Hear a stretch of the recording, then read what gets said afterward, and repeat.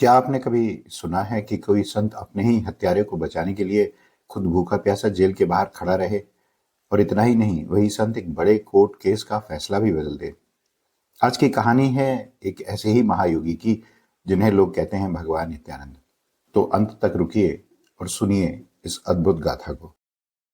उडुपी, दक्षिण भारत की एक पवित्र नगरी। भगवान कृष्ण का मंदिर, घंटियों की आवाज, धूप की खुशबू। यहाँ थे डॉक्टर कोम्ब्रावेल, एक धर्मनिष्ठ डॉक्टर। हर रोज मंदिर जाते, लौटते वक्त साधुओं और भिखारियों की सेवा करते। एक सर्दियों की रात मंदिर के बरामदे में कई साधु और भिखारी सोए हुए थे, लेकिन उनकी नजर रुक गई एक सन्यासी पर। सांवला रंग, दुबला शरीर, मुंह दीवार की तरफ किया हुआ, न किसी से बात, न किसी को देखे, बिल्कुल चुप, बिल्कुल अकेला। कुछ था उस सन्यासी में जो शब्दों में बयान नहीं किया जा सकता था, लेकिन महसूस जरूर होता था। डॉक्टर के दिल में हर बार उसे देखकर भक्ति का एक सैलाब सा उठता था। एक रात डॉक्टर ने सोचा, इस ठंडी रात में सन्यासी को कहीं कोई नुकसान ना हो जाए। उन्होंने एक मोटा कंबल उस सन्यासी को ओढ़ा दिया। सुबह जब वापस आए तो देखा कि कंबल किसी दूसरे सन्यासी के ऊपर था, और वह युवा सन्यासी खुद वहीं ठंडी रात में बिना कंबल के सो रहा था। यह देखकर डॉक्टर के रोंगटे खड़े हो गए। उन्होंने सोचा, यह कोई साधारण सन्यासी नहीं है, कोई महायोगी है। डॉक्टर उन्हें घर ले आए, सुगंधित जल से स्नान कराया, पूजा की, और पहचान लिया, यह साक्षात भगवान नित्यानंद है। पूरी उडुपी में खबर फैल गई कि बाबा शहर में है। लेकिन बाबा का स्वभाव, वो न किसी से बात करते, न किसी को देखते, हर वक्त खुद में खोए रहते। अगर कोई मुंह में खाना डाल दे तो निगल लेते, वरना नहीं। भक्त जो भी पैसा चरणों में रखते, शाम होते होते वो सारा पैसा भिखारियों में बांट देते और वहां से चले जाते। कभी कभी बाबा कृष्ण मंदिर के ऊपर चढ़ जाते और वहां रखा बड़ा नगाड़ा जोर जोर से बजाने लगते। अब यह नगाड़ा सिर्फ आरती के वक्त बजता था, यह नियम था। और ढोल बजाने वाला अक्सर आकर डांटता, धमकाता, और फिर बाद में स्वामी जी से शिकायत करता, मंदिर के स्वामी जी से। और स्वामी जी मुस्कुराते हुए कहते कि जब भी उन्हें ऐसा करने का मन करे, बजाने दो, रोकना मत, तुम अभी उनकी आत्मा की गहराई नहीं समझते। और वर्षों बाद गणेशपुरी में भगवान नित्यानंद ये किस्सा खुद सुनाते और खिलखिलाकर हंस देते। बाबा की शोहरत अब सिर्फ आम लोगों तक नहीं थी। एक दिन उस इलाके के डिस्ट्रिक्ट कलेक्टर खुद बाबा के दर्शनों को आए। अफसर, रुतबा, कुर्सी, ताकत, लेकिन बाबा के सामने वो भी बस एक इंसान थे, एक जिज्ञासु आत्मा।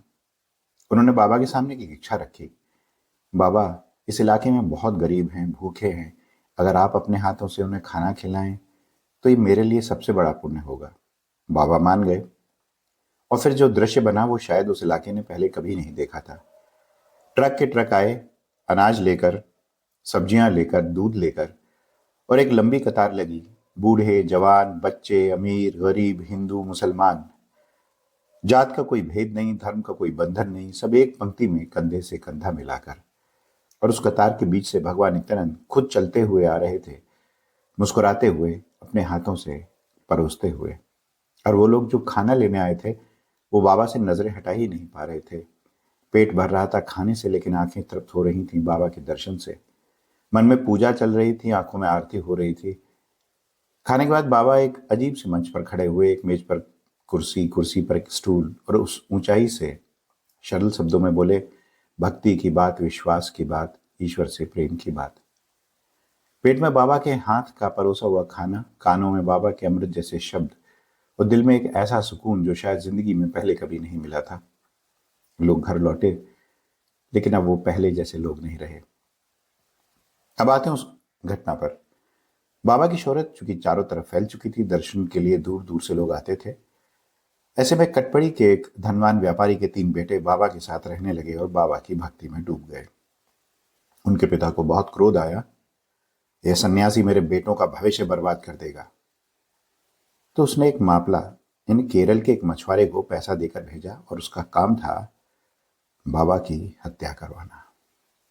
एक शाम बाबा कुछ बच्चों के साथ सैर पर निकले। उनमें से एक थी मुक्ताबाई, जो आगे चलकर बाबा की परम भक्त बनी। मापला एक पेड़ के पीछे छुपा था, हाथ में हथियार लेकर, सांस रोके, आंखें गड़ाए। उसे बस एक पल का इंतजार था। और तब बाबा के कदम रुके नहीं, वो सीधे उस पेड़ की तरफ चले, मापला के पास पहुंचे, रुके, झुके, और ये क्या, उन्होंने अपना गला खुद आगे किया और मापला के सामने स्थिर होकर खड़े हो गए। जैसे कह रहे हूं, ले, यही चाहिए था ना तुझे।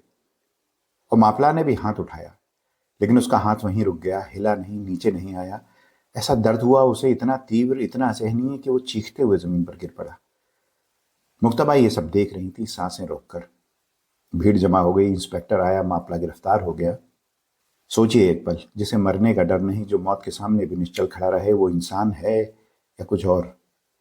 महापुरुषों का यही लक्षण होता है, मृत्यु उनके लिए एक घटना भर होती है, भय नहीं। अब देखिए बाबा का दिल। वो सीधे इंस्पेक्टर के पास गए और बोले, इस आदमी को छोड़ दो। इंस्पेक्टर चौंका, बोला, बाबा, इसने आपको मारने की कोशिश की, सबने देखा। अगर मैंने छोड़ा तो मेरी नौकरी जाएगी। बाबा ने कोई बहस नहीं की, कोई जवाब नहीं दिया, बस जेल के बाहर खड़े हो गए, बिना पानी, बिना खाने के। जब तक मापला अंदर था, बाबा बाहर थे। यहां रुककर सोचिए, जिसने आपको मारने की कोशिश की, उसके लिए आप भूखे प्यासे खड़े रह सकते हैं? शास्त्र कहते हैं, चंदन का पेड़ उस कुल्हाड़ी को भी सुगंध देता है जो उसे काटती है। यही महापुरुष होते हैं, ये भगवान नित्यानंद है। लेकिन कहानी यहीं खत्म नहीं होती। उसी वक्त उसी शहर में एक और मामला चल रहा था। एक अमीर आदमी ने एक शादीशुदा औरत से नाजायज ताल्लुक रखते हुए उसके पति को मरवा दिया था। दो काबिल वकील, मजबूत पैरवी, और मजिस्ट्रेट के हाथ में था बेगुनाही का पर्चा। कलम उठाई दस्तखत के लिए, लेकिन मजिस्ट्रेट के हाथ सुन्न हो गए। बाबा जो कोर्ट के बाहर खड़े थे अंदर आए और शांत आवाज में बोले, इस केस के कुछ जरूरी पहलुओं पर ध्यान नहीं दिया गया है। फैसले से पहले हर सच को परखना होता है। बाबा कहकर चले गए। मजिस्ट्रेट ने दोबारा जांच का हुक्म दिया। इस बार हत्या का सबूत भी मिला, नाजायज ताल्लुक का भी, और अमीर आदमी दोषी करार दिया गया। लेकिन इंस्पेक्टर पर इल्जाम लगा कि उसने पहले सही जानकारी नहीं दी। उसकी नौकरी खतरे में आ गई। वो दौड़ा बाबा के पास। बाबा ने कहा, घबराओ मत, याचिका डालो, बच जाओगे, लेकिन पहले उस मापला को छोड़ दो। इंस्पेक्टर बच गया, मापला छूट गया, और दोनों ही भगवान नित्यानंद के परम भक्त बन गए। तो आज की कहानी से 3 बातें समझ में आती हैं। पहली, महापुरुष की पहचान उनके वस्त्रों से नहीं, उनकी त्याग और निर्भयता से होती है। दूसरी, सच को कितना भी दबाओ, एक दिन खुद रास्ता बना लेता है। और तीसरी, सबसे बड़ी, कि जो तुम्हें तकलीफ दे उसके लिए भी करुणा रखो, क्योंकि घृणा तुम्हें जलाती है, करुणा तुम्हें महान बनाती है।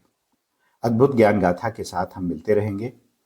भगवान नित्यानंद के जीवन की अनसुनी कहानी लाइफ ऑफ भगवान नित्यानंद नाम की किताब से ली गई है।